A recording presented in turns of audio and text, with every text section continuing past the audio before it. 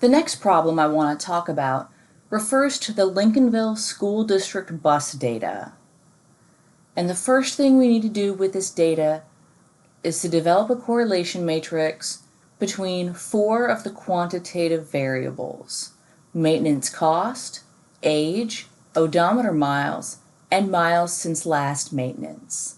So I've pulled up the data from the question, and remember, your data may not look exactly the same as mine, but we're focused on the method and not the specific numbers that you see in this example. So to create this correlation matrix, I want to go to the Data tab, Data Analysis, and Correlation.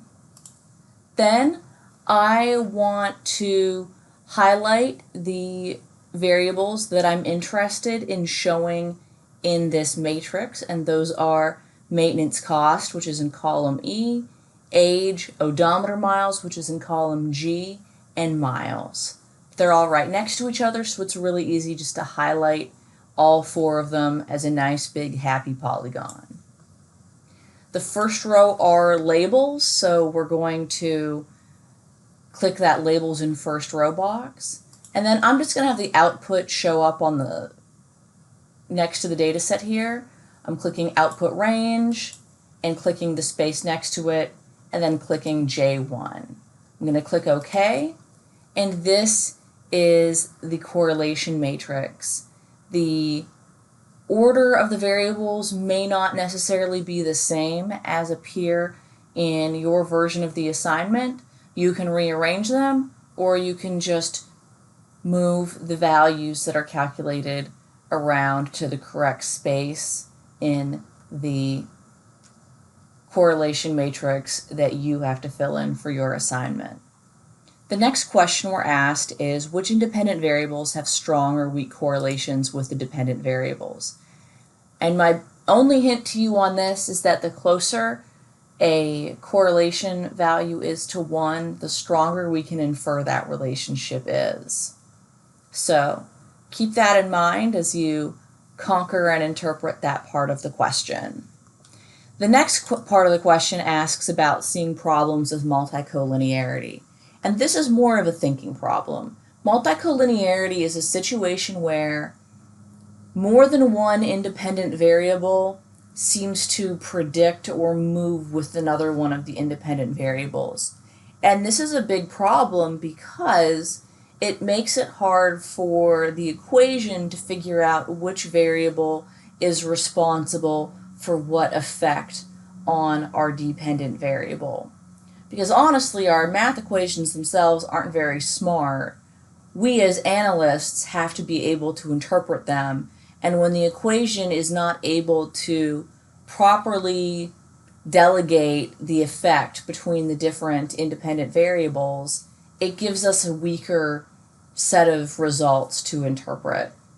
So think about whether or not there are relationships between the different independent variables in the correlation matrix, and think about whether one of them might be influenced by another one of them, any combination of them. And if the answer is yes, well then multicollinearity is a problem. But if you don't think any of them would be influenced by any of the other ones, you're good. Multicollinearity isn't a problem. The next step in the problem is to determine a regression equation predicting maintenance costs with age. So this first regression is going to be a simple linear regression equation where we only have one independent variable, age. To do that, we go to Data Analysis and we scroll down to Regression.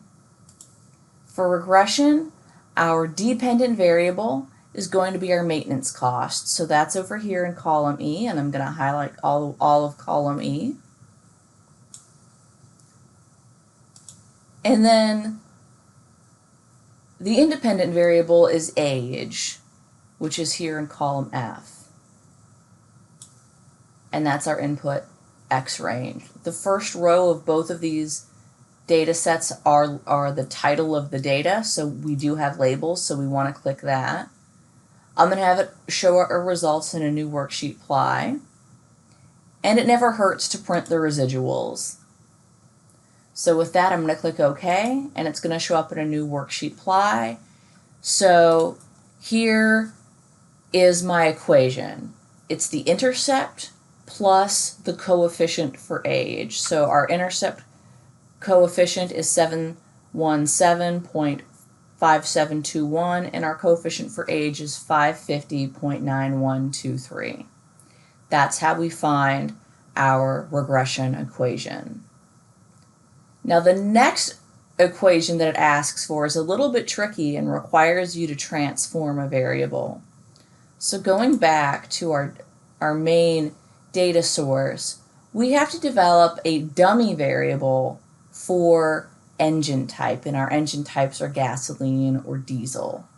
I'm going to do this by inserting a column. I'm just going to call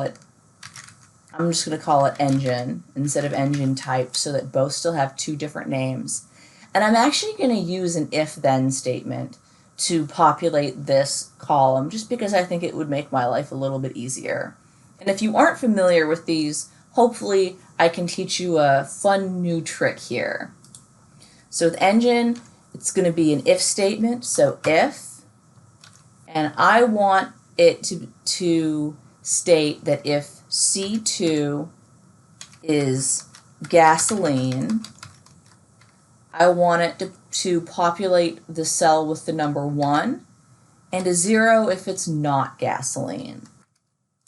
So because that one's gasoline, it's highlighted as a 1, but I copy that cell and I paste it to the cell below and I get a 0. Paste it to the cell below that, I get a 1. So I'm now going to copy this formula all the way down to row 81. And I have a series of 1s and 0s. That's exactly what I want. So in my version of the problem, I'm being asked to predict maintenance cost using age and the engine type. When we do multiple regression in Excel, our independent variables always have to be right next to each other. So to make this easier for me, I'm just going to copy this data into some columns further out in the sheet. So first I'm going to copy age, and I'm going to drop it here in column R. Then I'm going to do the same thing with column D. I'm going to copy it. And then in column S, I'm going to right-click the cell, and I'm actually going to click this clipboard that says 1, 2, 3, and this pastes the values. So this keeps that formatting where it shows 1, 0, 1, 0, 0, 1 instead of bringing you to a list of zeros, which would probably just frustrate you.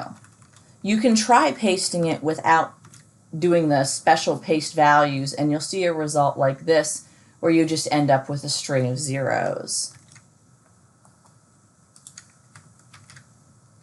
So to do that multiple regression, again, data analysis, regression, my input Y range is going to be maintenance, and that did change because I shifted all those columns over. So now instead of E1 through E81, it's actually going to be F1 through F81. Just got to watch out for those little tricks. And our input X range is over here in columns R and S. And again, our first rows are labels. I'm going to have it produce in a new worksheet ply, and make sure those residuals are clicked.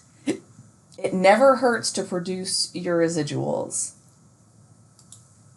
So now I have my results, and I have the different pieces that go into my regression equation, my intercept, the coefficient for age, and the coefficient for engine. And then it wants you to evaluate the value of R squared. And remember, this is a multiple regression model, and when we're working with multiple regression, we really care about this adjusted R squared because it takes into account the number of independent variables in the model, and it's considered to be a little bit more precise than R squared because R squared by itself will always get bigger no matter how many or how significant the independent variables are that we add to the model. The more independent variables we add, the more significant R squared gets, even if it is something completely irrelevant.